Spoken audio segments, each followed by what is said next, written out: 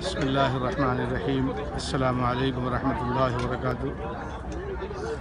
اس وقت ہم لیدہ کیمپ میں ہیں۔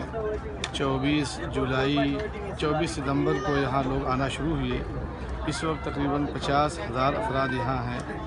جمعیت علماء ہند اور انجمن اصلاح المسلمین حضرت مولانا سید محمود مدنی صاحب اور حضرت مولانا سید فرید الدین مسعود صاحب دامت برکاتہم کی مشترک کوششوں سے عملی طور پہ جنگی پیمانے پہ ریلیف ورک شروع ہے، اور کل خود حضرت مولانا محمود مدنی صاحب نے علاقے کا سفر فرمایا تھا۔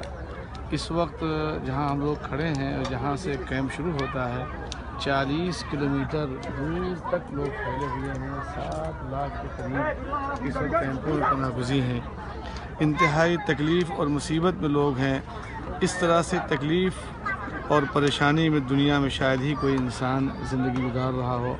آج ہم لوگوں نے ان کیمپوں کا معائنہ کیا جہاں چھوٹے چھوٹے یتیم بچے زخمی ہیں، گولیوں کے نشانات ہیں، ہاتھ کٹے ہوئے ہیں، ناک پہ ان کی گولیوں کے نشان ہیں، عورتیں بیواں ہیں، بچے یتیم ہیں۔ ایک بچی مریم ملی جس کے گھر کے 7 لوگ شہید کیے جا چکے ہیں۔ ایک عجیب داستان ہے۔